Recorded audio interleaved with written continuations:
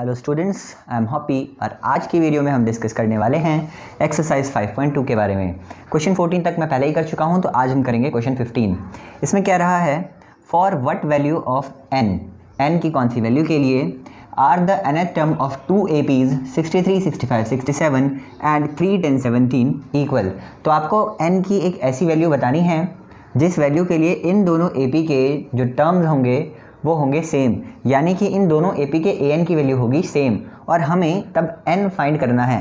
तो हमारे पास दो अलग अलग AP हैं, तो चलिए इसे सॉल्व करते हैं। पहले हम ले लेते हैं फर्स्ट AP। तो ये आपके गिवन है 63, 65 और 67। तो यहाँ पे अगर आप देखें तो A की वैल्यू आ रही है 63 और आप कॉमन डिफरेंस निकालें तो ये आ रहा है 65 माइनस 63। अब अगर हम दूसरी AP की बात करें तो दूसरी AP में आप उसे A नहीं मान सकते क्योंकि A की वैल्यू तो 63 है। तो दूसरी AP के फर्स्ट टर्म को आप A डैश और कॉमन डिफरेंस को आप D डैश मानेंगे। तो यहाँ पे आ चुका है ये 2। और अगर दूसरी AP की बात करें तो ये हो रहा है आपका 3, 10, 17। तो यहाँ पे A डैश की वैल्यू है 3 और D डैश की अगर हम बात करें तो ये है 10 माइनस 3 यानी कि 7। तो अब आपको A और D मिल चुका है, A डैश और D डैश मिल चुका है। अब हम क्या करते हैं, इस AP का nth टर्म निकालते हैं, इस AP का nth टर्म। तो इस AP का nth टर्म क्या होगा, इस AP का nth टर्म होगा an और उसकी वैल्यू होगी A plus n minus 1 multiplied by D। यहाँ पे जो जो वैल्यू गिवन है वो हम पुट करने वाले हैं। तो A की वैल्यू हमारे को पता है 63, तो an is equal to 63 plus n की वैल्यू तो फाइंड आउट करनी है और D की वैल्यू गिवन है 2। तो जब हम इसे सॉल्व कर लेंगे तो an is equal to 63 plus 2n minus 2 ये हमें मिल चुका है। और यहाँ 63 में से हम 2 को चाहें तो सब्ट्रैक्ट कर सकते हैं। तो an इज़ इक्वल टू ये हो गया आपका 61 प्लस 2n। दूसरी तरफ अगर हम इस AP के बारे में बात करें तो यहाँ पर भी हम इस AP का nth टर्म निकालेंगे। तो ये हो जाएगा an is equal to a plus n minus 1 multiplied by D। अब यहाँ पे देखिए ये हमारे nth टर्म ऑफ AP का फॉर्मूला होता है। तो यहाँ पे हम जो निकालने वाले हैं वो a डैश n निकालने वाले हैं और इधर इसलिए हमारा ये a डैश आएगा और D डैश आएगा, लेकिन दोनों में n की वैल्यू रहेगी सेम। तो वैल्यूज़ पुट कर देते हैं। तो a डैश n की वैल्यू आ रही है, a डैश 3 है तो 3 प्लस n माइनस 1 और D डैश की वैल्यू है 7। तो a dash n is equal to 3 plus 7n minus 7। तो यहाँ पे अगर आप देखें तो a डैश n ये 3 और माइनस 7 है, तो a dash n is equal to minus 4 plus 7n हो जाएगा। अब क्या है, इसे आप फर्स्ट इक्वेशन मान लीजिए और इसे मान लीजिए आप सेकंड इक्वेशन। यहाँ पे कह रहा है कि दोनों AP के nth टर्म क्या है, इक्वल है, यानी कि an is equal to a dash n। ये हमारे को क्वेश्चन कह रहा है, यानी कि according to question an and a dash n are equal. तो ये दोनों एक दूसरे के इक्वल हैं, तो आप इन दोनों को एक दूसरे के इक्वल रख देंगे। तो ये हो जाएगा 61 plus 2n is equal to minus 4 plus 7n। अब यहाँ पे आप देखेंगे ये जो माइनस 4 है इसे आप इधर भेज देंगे और ये जो 2n है इसे आप इस साइड भेज देंगे।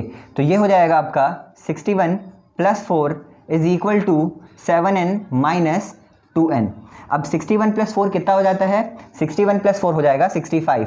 तो 65 is equal to 7n minus 2n, ये कितना होगा, ये होगा 5n। 65 किसके इक्वल आ चुका है, 65 आ चुका है 5n के इक्वल। तो यहाँ पे हम कर देते हैं 65 इज़ इक्वल टू 5n। तो n की वैल्यू आ जाएगी 65/5 यानी कि 13 आ रहा है n। तो आप कह देंगे कि फॉर 13, यहाँ पे n की वैल्यू क्या है 13, for n is equal to 13 the nth term of 2 APs are equal, यानी कि इन दोनों APs के ही 13th टर्म एक दूसरे के इक्वल होंगे। क्वेश्चन नंबर 16 में हमसे कह रहा है determine the AP whose third term is 16 and 7th term exceeds the 5th term by 12।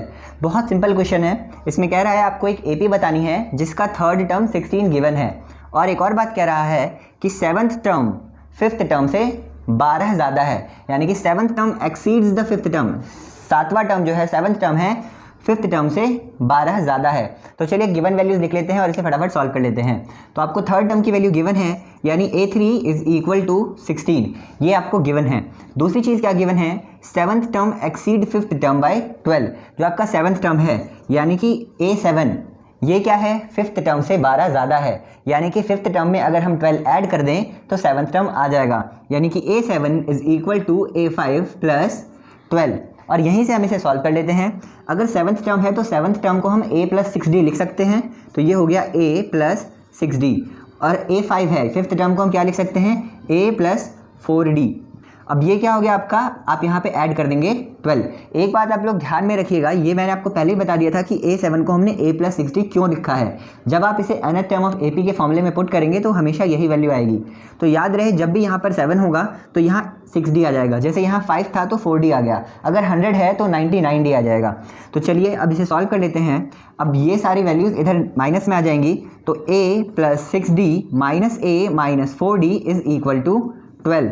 यहाँ A से A कैंसिल आउट हो जाएगा और 6D माइनस 4D की वैल्यू आ जाएगी 2D। तो 2D की वैल्यू कितनी आ चुकी है, 2D की वैल्यू आ चुकी है 12। अब आप D की वैल्यू फाइंड आउट कर देंगे 12/2, यानी कि कॉमन डिफरेंस की वैल्यू आ चुकी है 6। यहाँ पे आपको कॉमन डिफरेंस मिल चुका है और आपको डिटरमाइन करनी है AP, और AP डिटरमाइन करने के लिए आपको फर्स्ट टर्म भी पता रहना चाहिए। तो हम एक और हमें गिवन डेटा है A3 की वैल्यू, उसमें हम कॉमन डिफरेंस की वैल्यू पुट करके फर्स्ट टर्म निकाल करके फिर AP की वैल्यू फाइंड कर सकते हैं।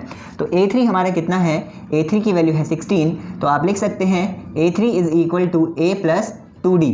अब यहाँ पर A3 की वैल्यू 16 है, तो 16 is equal to A plus 2D। और यहाँ आप देख सकते हैं कि कॉमन डिफरेंस की वैल्यू आ रखी है 6, तो आप लिख देंगे 16 is equal to A plus 2 multiplied by 6, तो 16 is equal to A plus 12। और आप इसे बहुत इजीली सॉल्व कर सकते हैं। तो 16 minus 12 is equal to A, तो 4 इज इक्वल टू A।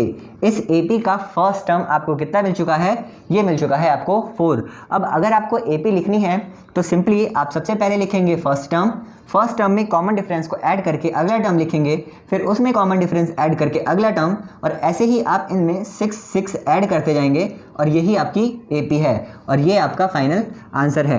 अब कर लेते हैं 17th क्वेश्चन।